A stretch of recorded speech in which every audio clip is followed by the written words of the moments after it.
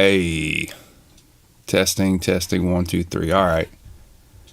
Going to try to explain some things for my buddy Will, who heard this demo of an instrumental that I'm working on that I just received last week and got a pretty quick, good mix up. And I really didn't do a whole lot different than the template we've established last year. But he has down-tuned a half step from his usual lowest tune to just drop A. And it just made everything in the template just kind of work better together than previous releases. It's kind of wild. It's pretty much the same setup going on. But he was asking about drums and stuff, and I was going to go ahead and share this with him and talk about the drums and show off this mix coming out early 2026. So I'll go ahead and hit play and shut up.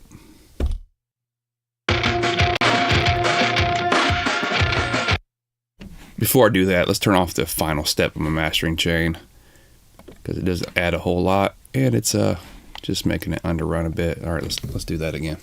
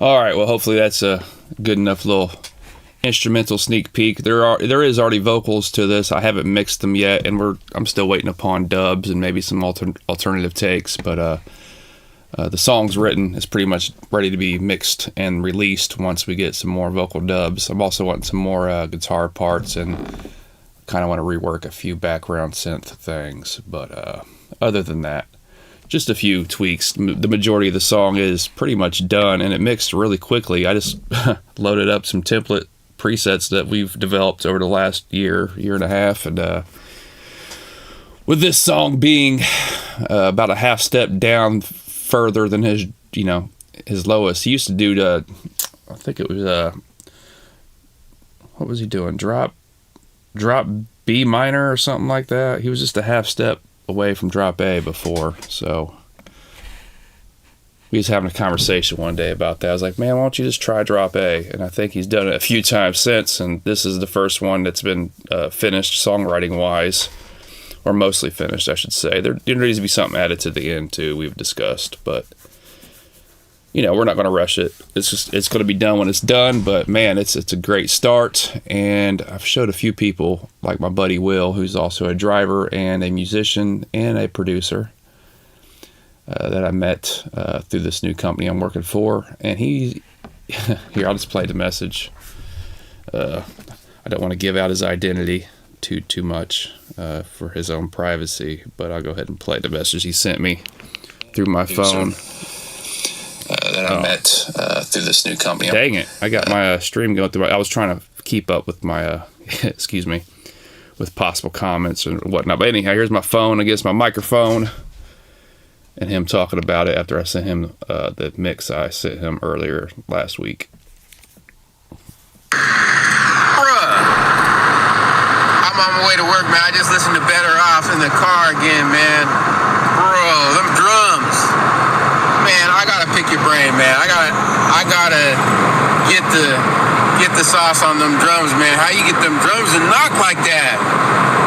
Man, the drums, the guitars, the clarity, like everything, man. Just like that's the bar right there, bro. Like that's what I'm talking about, man. Like after being a musician for so long, and when you hear it, because you can hear it and you can feel it, man. So, bro, we gotta talk, man. I love that joint. Better Off, man. Send me more of those, bro. Anyhow, it's my buddy Will. I'm gonna try to explain just some basics. For one, yeah, we're using Steven Slate drums, but let's go ahead and just solo that whole group. So nothing else is playing. So with Steven Slate drums, and I'm using, I couldn't get a snare from Steven Slate to process or sound like the way I wanted it to. However, I'm still using one blended in, so there's several snares playing at once. And then I also have multiple tracks of another snare, just for the snare coming out of Superior Drummer. Let's go ahead and ignore that for now. It gets complicated if you look at the whole picture, but let's just look at here on Steven Slate. That's my kick, and what kick is that?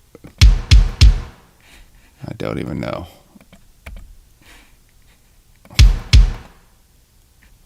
No, hell no. That is the Kick Green NRG. So the NRG is the room for that, I believe. Used for that in sample-ish. It's kind of a sample. It's a round-robin multi-sample instrument type thing. That's a whole other discussion. Keep it simple, Randall. Anyhow, I got this kick and I got this one blended. Just for the overheads, because some of these older sample things did not have overheads. So in order to mix in overheads, I found other drums and tuned them to be similar, just so I have, as you can see it playing over here, just so I can have overhead processing with everything. I got several snares together, blended in together, and the same thing with the overhead and floor tom. And yeah, it gets complicated there. All right, so let's just ignore the complications. He wants to know, how did I get things to knock like I do? Well, start off with, let's look at that instrument, the kick here. On this instance, I am cutting this kick off quick to cut the tail off. So if I get rid of this envelope here, there's too much overhang. Turn it back on. Quick and sweet. Well, let's get rid of the room so you're not confused. So just on the one main close mic setup, which there's multiple mics there, but that's a whole other discussion. But just the one channel. Without the envelope. Too much overhang. You want it to be quick and sweet. Start off with. So envelope your drums accordingly. And then if we turn off all the rest of the processing here, this is what it sounds like straight out of Steven Slate. Sloppy. Way too much low end slop. Doesn't sound the same. Turn back on the processing. And see how I process, I try to maintain the same relative gain staging. But that's a whole other discussion. Not necessarily to peak level, just to, by the ear gain staging. Kind of by the ear with everything else in the mix as well. So solo's a little different, but try to hang with me here on this. So I cut out slop. Emphasize where, the chest, thump that you want. Got rid of a whole lot of trash in the lower mids and even trash up top. I got rid of things I do not need for the kick and did not want and did not desire. Intention first. Then this JST clip, let's turn it on and off. So it's on right now. That is taking the nominal level and lowering the peak of it. But see, let me turn it off. Oh, that's maintaining peak the way I have it set up. But that's pretty much to add density and weight to it and not let the peak get out of control while doing it. So it seems louder, but it's not. That's what that stage of clipping is doing. And after clipping, I found that it changed the tone a little bit more, apparently. So I compensated for it to bring it back to intent. Gentle on the low shelf here, low cut. Got rid of more mids and more highs. Then I added more saturation with this soft tube saturation knob. Let's turn it off. That one's a subtle effect, but it's doing a thing I like. So that's what I did here. And each drum, each scenario is going to be different tools and different strategy a little bit. And again, as you see, as I went through the process, I put another EQ in because, I wanted to carve out some things, and I did some gain adjustments because apparently my gain structure wasn't quite right. But this is kind of an older setup for a preset that's just developed over the years. So some things have changed a little bit one way or the other with gain staging, and I've compensated for it. But the idea is to clip well, EQ well, maintain intent, and things will just work. It's hard to explain other than that. But there is common tools I use, especially like on a hip hop beat, for instance. Like JST clip is actually great for that because you can maintain your intent and just drive it and then pull down the trim to maintain your relative volume gain staging to ear, and it just works. I hope that makes sense. Let's see if anybody's on here saying anything. Pull back up YouTube. Intent. And just Nope, nobody's saying anything. Nobody's watching. Nobody gives a fuck. I ain't nobody. It's fine. Anyhow, I'm going to delete this later anyhow, so it's not really that big of a deal. But yeah, I'm trying to explain this. Let's look at a different instrument. Let's look at the snare. Well, the snare drum here was not used, so let's not look at the snare. Maybe I should open up a different session.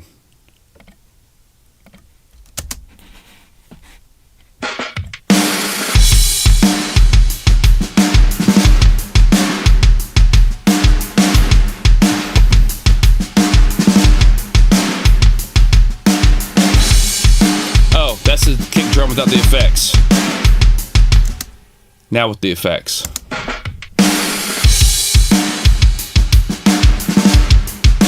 See how different that is? I carved it out, controlled the peaks here, no peaks above -13 with my +10 gain stage session. So if you're not doing the +10 thing, as long as you're below 0, technically you should be alright. But I don't like that way, man. I like the way I've developed the +10 method. That's a whole other conversation. But so that's the kick drum with effects, without. Now, what's changed? Now, hold up. What's changed is this kick is sloppy and loose sounding, same sample, but once you carve it and clip it, punchy, knocking, intent, completely changed it.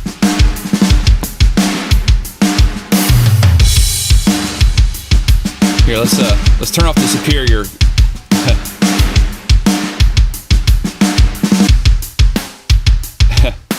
See? I mean, that Superior snare and all the channels processing and parallel stuff is magical with this kit, because this original snare that I just could not carve and make right, dude. I was failing nonstop. Tried so many different samples from Steven Slate, just wasn't working. Let's go ahead and show that. So let me remember -7.5. Okay, so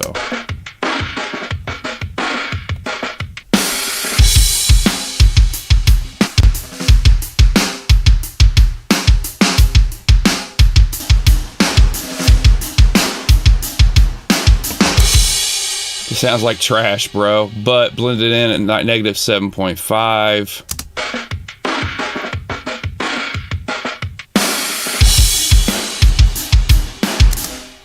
And with Superior on with it.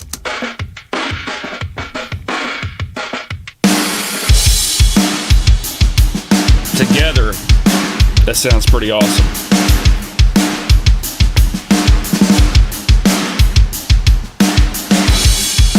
Now I might as well remove all that, so there's less to load next time I load the session. I'm not using it. I'm not going to use it.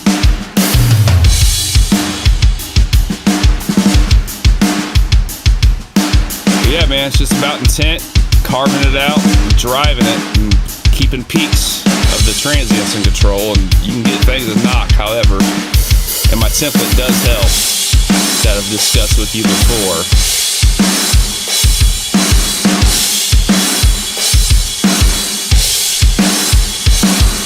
Now, in context with the rest of the mix,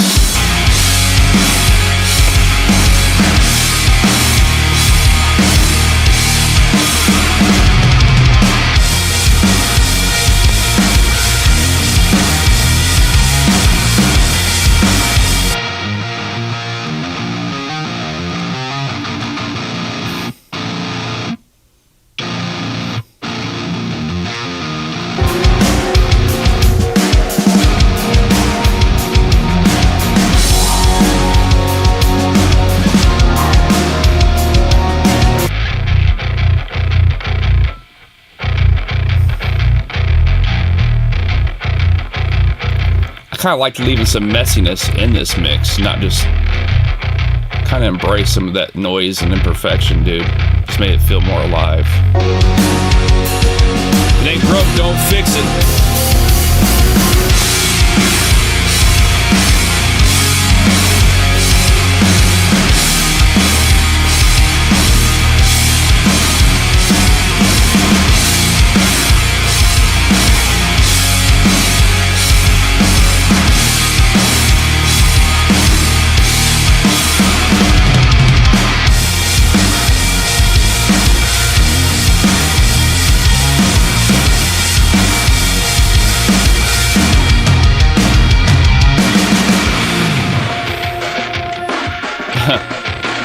I didn't like that. I didn't like what I just added there. I mean, it's not quick enough. Let's go ahead and fix that while we're on stream. So I just copied and pasted some other stuff over. He didn't play, so let's restore it. Just did a tape drop thing. It needs to be quicker. So let's make it faster. So let's hear it again. Solo. believe I just shorten it. It will do it, right? Yeah.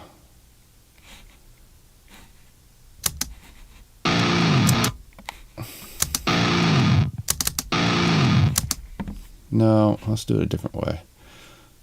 Let's slow down to 1 beat.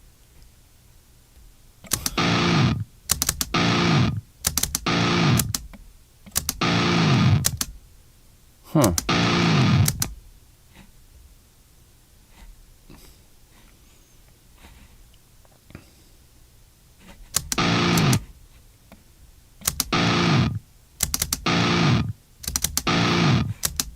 Yeah, we'll try it. Screw it.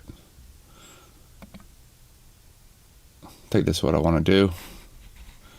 Same thing with the right side guitar. Restore the event effects. You know, there's something I don't have to process or automate ends while I do the event effects on this. It's just easier. Plus, it's cleaner because it's doing the tape stop before the amp, and therefore makes it kind of sound like a guitar slide, chug slide thing going on, even though it's not. There we go. Let's render that. All right, see what this sounds like.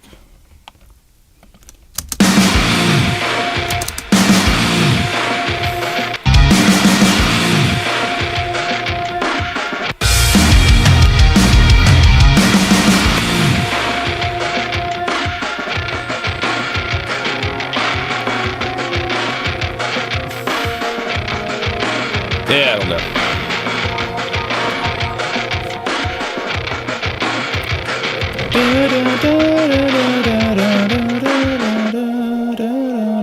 Something there.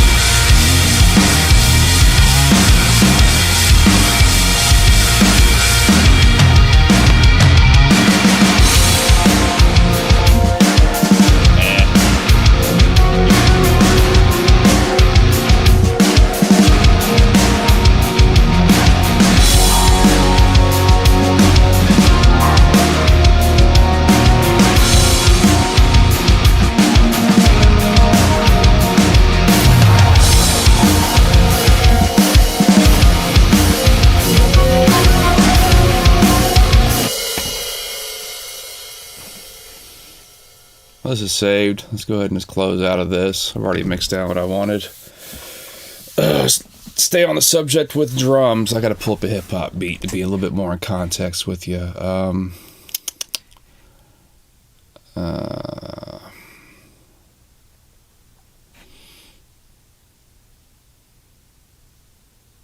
just started this beat. Let's go ahead and just mess with it. It's probably, I don't know if it's even good enough to show for an example. I think I made this when I was coming down sick on my birthday. It's a tired feeling beat. I named it Tired as Fuck because that's what I felt like. Speaking of which, I got to get going before too long. Got to go over to my pop's house and try to work on this Hummer. Maybe get to bring the Hummer home today. Start driving it.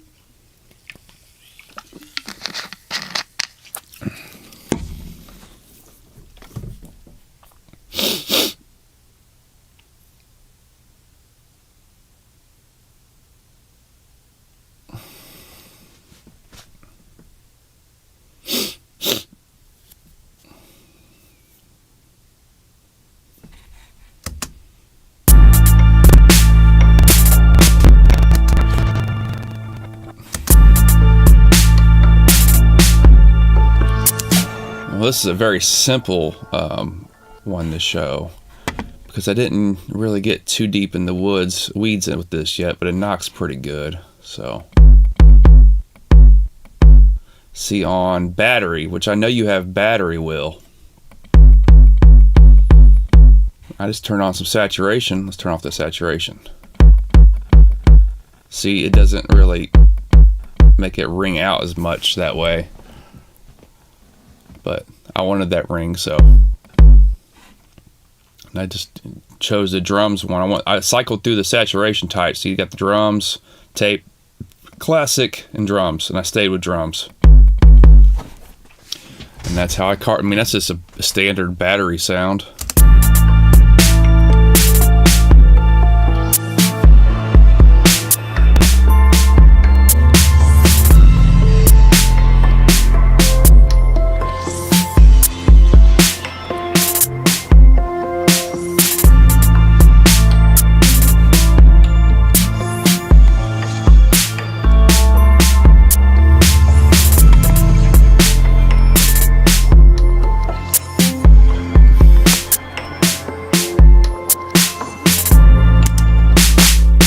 Same with that. I chose classic for that saturation sound. I mean, saturation will get you some of that clipping effect. I mean, it's just you just gotta color, man. I mean, compression helps. Like, you can use compression with the right attack and release to kind of get the impact and maintain nominal level and gain staging without going over with your transient. But myself, dude, the longer I've been in this, the more I lean more and more towards some kind of saturation, whether it's something that's included within the plugin I'm in, or something external, or it's clipping, because clipping's kind of a form of saturation. It creates harmonics. It tries to create harmonics higher than human hearing for the most part, so you don't get too many artifacts, quote unquote. Sometimes you want those coloring artifacts and saturation. And other times you just want to make something sound louder without eating up all your headroom. So it's just about strategy, man. And like, I've got to the point in life, dude, I don't really even think about it. I just go. I've created this template to make it that easy on me, and I just go, dude. But fundamentally, drums have to have density and transients that are controlled and not overshooting to make your bussing of compression and mastering down the road have issues, and not fight for space for the bass. So you need to sidechain your bass quickly, duck that kick in and out of the way again, so it's not building upon each other, and then you're fighting with volume, and then you get into final mastering and compression, and all of a sudden you don't have any headroom to work with. So that side chaining technique is very, very important. And so you just got to methodically carve out what you intend to be heard and what not. And density is the key. So whether you're creating density with quick compression or saturation, clipping, soft clipping, whatever the strategy is and your intent for the sound and the direction for it to go, you know, you figure these things out and you just go. And if you don't like a sample, if it has too much slop in the low end, like that song I was playing a minute ago, like, you need to carve out the slop. So if there's slop, carve it out. Now this is kind of like, what would I carve out of that? Let me just play this for a minute and let's see if I can do a little mixing on this. Just, I won't touch anything that I've done in battery. I'll just go after the fact. So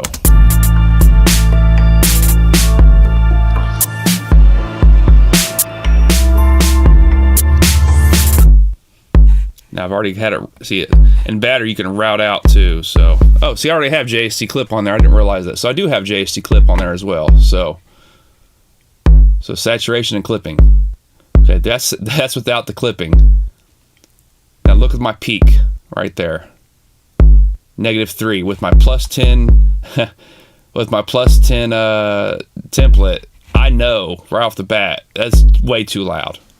Anything above, because I have other stages, -8 is what I give myself. But really, anything above -10 is usually some kind of a problem or close to it. But with the clipping on, look at that. It sounds louder. Yes, it's distorting and adding artifacts, but that's a wanted artifact in my case. But the nominal level, the peak level, is at -11, but without this on, let's bypass it again. It's technically much louder, just not sonically louder. Not to ear, it's not louder. It sounds quieter, even though it's peaking at -1.8 versus -11. So I hope that makes some sense. Let's turn clipping back on. JST clip. Man, I'm clipping the hell out of it. Now I'm back. Now my peaks are at -11. So I've gained 10 decibels of headroom while also having a more impactful transient and colorful drum to cut through the mix. I hope that makes sense. And I've barely done anything to it. Now let's talk about carving, because that could probably use a little bit of carving. Let's carve out something.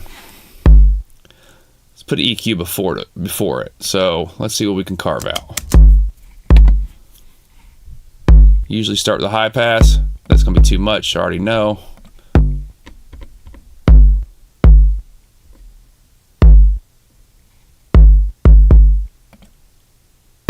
I don't want to carve out none of that. Dang it. Okay, there's something that's got to be carved out.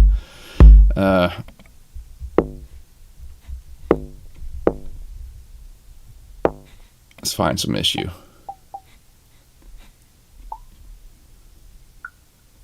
Nah, it's all good up there.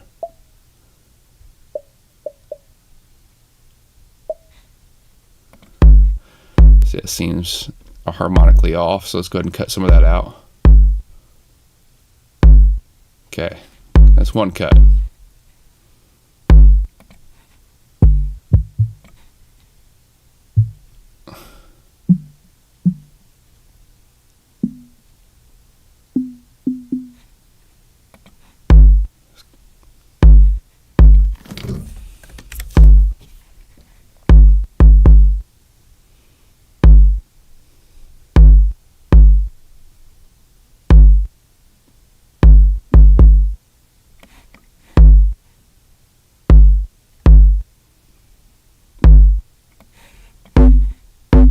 See, that's what, if I turn that up, that's the frequency that I'm trying to get rid of. It's a non-harmonic, ugly frequency. I think -12 is probably enough, so. The rest of this attack and stuff up there is good. I'm gonna leave that alone. What's really bothered me is how that sample's cut. But yeah, there's a little bit of carving that was beneficial. That wasn't a great example that made it too obvious, but let's go to attack, hold, decay. Man, it's at the end of that to cut better.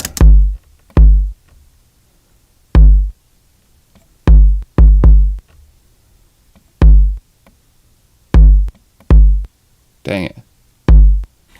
Ugh. Man, I wish this would let you put a crossfade or something just at the end of where you're cutting it, because it's just never good enough.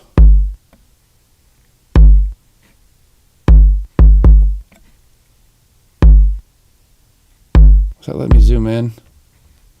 That was letting me zoom in. I learned that after all these years. I need a 0 point, man.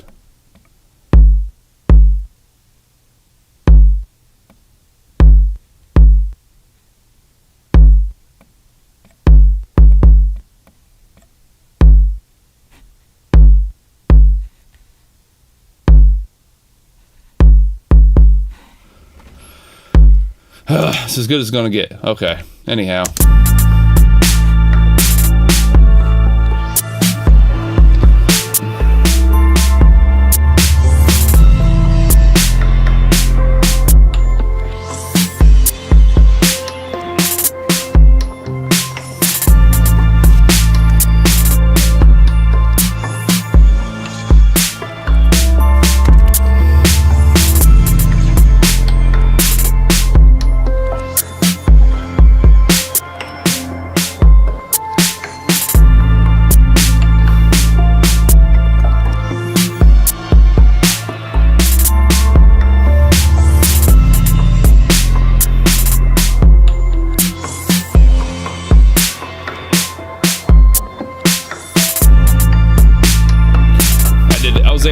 out that very low end a little bit, so.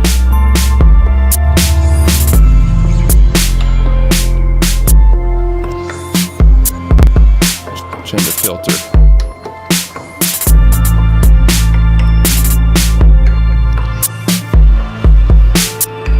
Compare it, so bypass.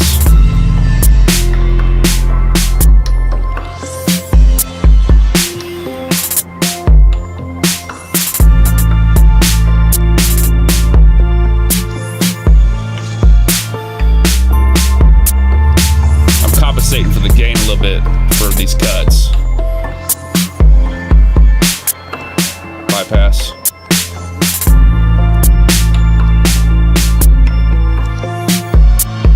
Yeah, I feel like it's a little bit cleaner on the attack and not as nasty. Just little things like this go a long way, man.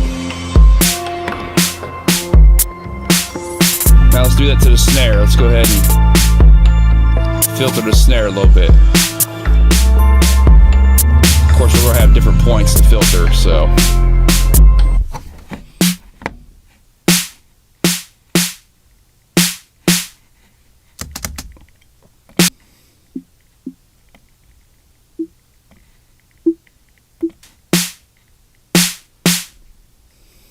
There's a fundamental. Taking out some of that second harmonic here, that peak harmonic that's a little nasty.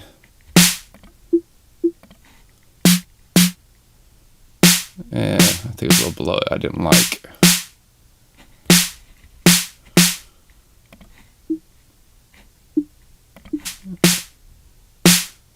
Yeah.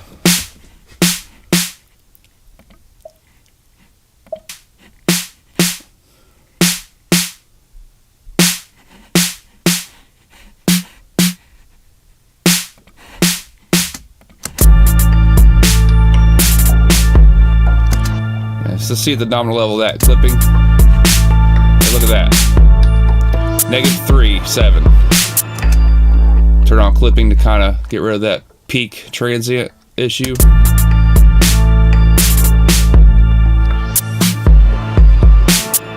Now we're below 12. No apparent volume loss, even though we've created a bunch of headroom with clipping. That's what I'm talking about.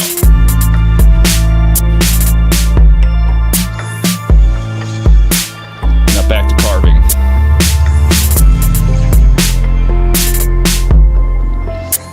I feel like we can take off the top a little bit.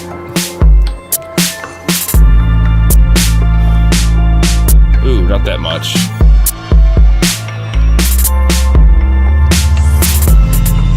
That ain't it.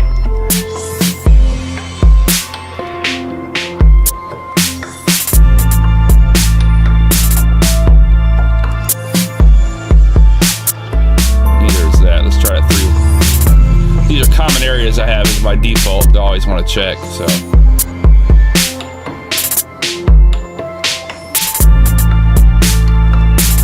Just take off the top gently.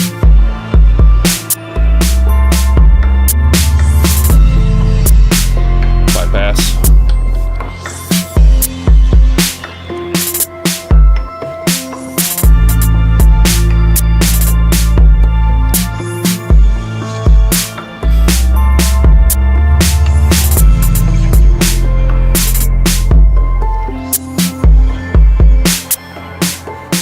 Yeah, just a little bit, man.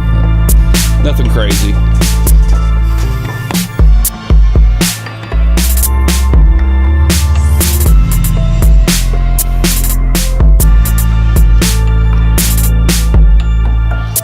Now, if you look at the bass, talk about side chaining. I have the kick, which is B4ST1. That's out of the battery. I know what that is. That's the kick. I send from that. You can see right here, and you can adjust the volume of this end if you want to from over here or at the source channel that is getting its sidechain signal from. So this is the bass signal coming from this end, sidechain into the bass channel, which is Sublab XL right here. And on Sublab I have this multi-band dynamics dynamic compressor going on here on the low end.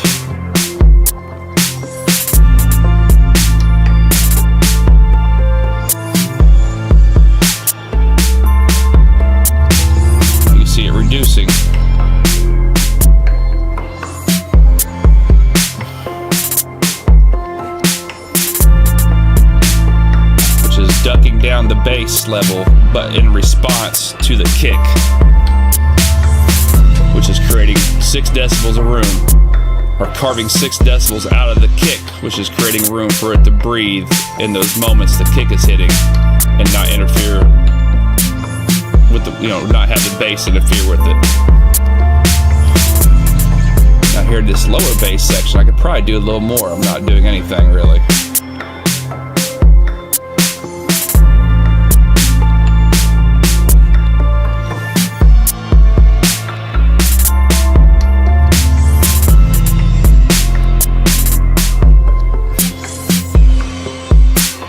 So lower the threshold.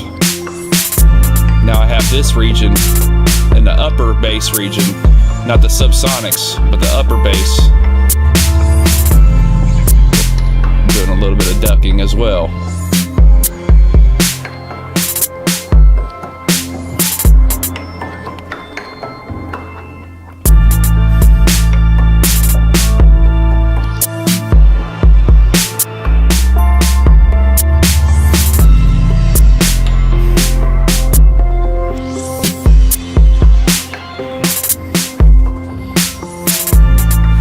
Get really aggressive on this and then blend it in, which is really I prefer to use the stock stuff for this just because of that. Just quick and simple and stable to use.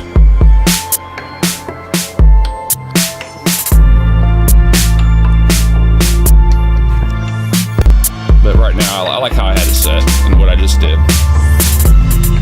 Now talking about speed of compression. So right here I got my threshold at minus 14 for the main bass region. Attack at 1 millisecond, release at 30 milliseconds, which is pretty quick. I could probably hold it out a little longer if I want to.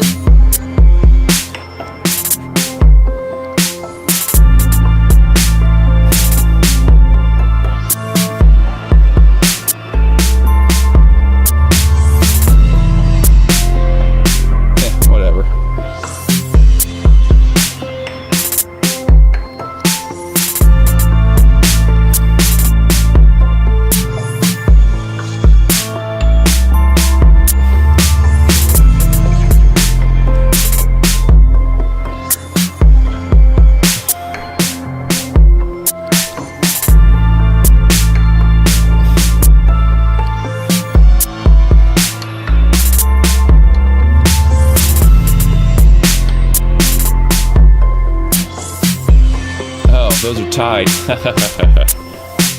Yeah, these are in relation to each other. I forgot about that. So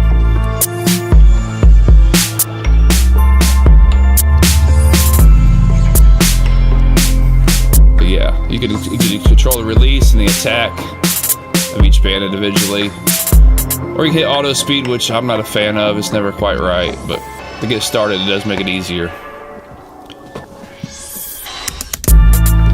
I don't know if anybody's on here talking or not. Let's see.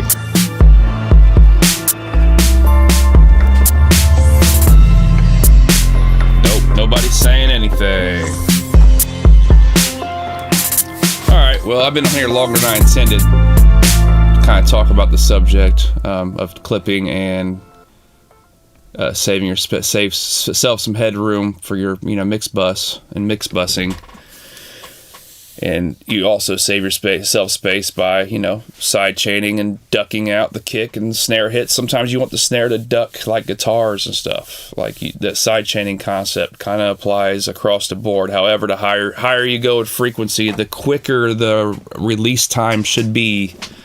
So it's not so apparent. So the moment that you need the duck is only covering that impact of transient. And when you do that, your overall mix will just slap harder, dude. It just hits better. The drums pop through. Your intention is preserved. And all the hard work you did at the individual track level pays off, and things are not fighting each other to the extent that they would be without these little bit of tactics involved. Like as you've seen, I can gain 10 decibels of headroom and not lose my apparent intended tone and impact of a drum, and gain up to 10 decibels of headroom just by clipping the shit out of it and it really didn't add or change the tone of it too much. And in a lot of cases, the tone that it did add, the artifacts that it did add, was warming it or making it sound even sweeter than before. So that's pretty much it, man. I don't think it's really a secret. A lot of people who mix and master full time, unlike myself, I have we work the same job. We're busy folks, just making a living trucking. But people who do this full time for a living, they implement these tactics all the time. So now, from person to person, there's going to be taste differences and different opinion and tools and how to go about things and gain staging. And I've learned, as somebody who does this on the side as a hobby / passion, and I have done it for pay before, but never to a pro level. It was mostly a local, band level, kind of where I'm at now. I wouldn't really call it a pro level. What I like to call semi-pro, Will Ferrell style. And I've always tried to improve, but I've had to find ways at saving time. Probably, I wouldn't say it's more important than somebody who's a professional, but a professional doesn't have the time because they're so on the clock and everything's so time sensitive. They share a lot of common ways that work and don't really work on development outside of the norm. And I've had the ability over the years to try out ways of going a little bit out of the norm to save myself time, which I think would benefit a pro. But it's kind of hard to explain, like my whole 10 decibel bus thing and my multiple stage busing where I can bypass certain stages for certain things. Like, I just don't like how vocals sound through most of it, but everything else, it seems to preserve intent as I intended. So let's take this demo beat I just started, for example, in this template. So let's turn all this off. Let's hear the difference. So all my stages of busing are now off.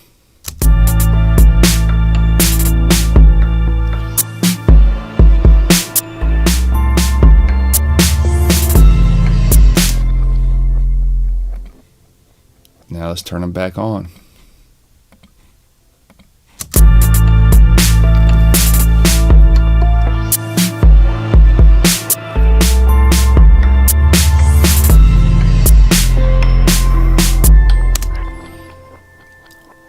All those plugins just to have a subtle effect and to dial in and focus in the headroom needed to master at a pro level.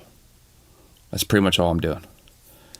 And while doing that, with my 10 decibel dB thing, if I turn this on, let's see if it's stable with this on. If I turn this on, my actual mastering chain limiter, all that, which is my limiter is compensated for the plus 10 by going -10 on the ceiling, -10.5 on the ceiling. And all of a sudden, it's going to glitch out a bit and drop out. But as you can see, I do add a little bit of saturation of stuff with my mastering chain. So I do tweak the sound just a little bit, but my intentions are usually just preserved. And they don't teach it like this. This is not really very common. Now, it is common to kind of bypass your vocals through things, but the multiple stage thing and the plus 10 thing part of it, that was all me. And they don't teach that, man. But it's helped me a lot. I just go, bro. And I'm opposed to turning things up and fighting for volume. I find myself turning things down quite often. Like, look, Omnisphere presets, plus 10, the presets are probably pretty good, but I'm finding myself pulling them down even further than 10 decibels. So I just pull down by ear accordingly and just go, man. Go with the flow. Go with the feeling. So it's benefited me. Anyhow, I'm going to hop off here. I've yacked enough, and I doubt anybody's going to watch this other than you, bro. So I'm going to hop off here. You have a good one. Later, y'all.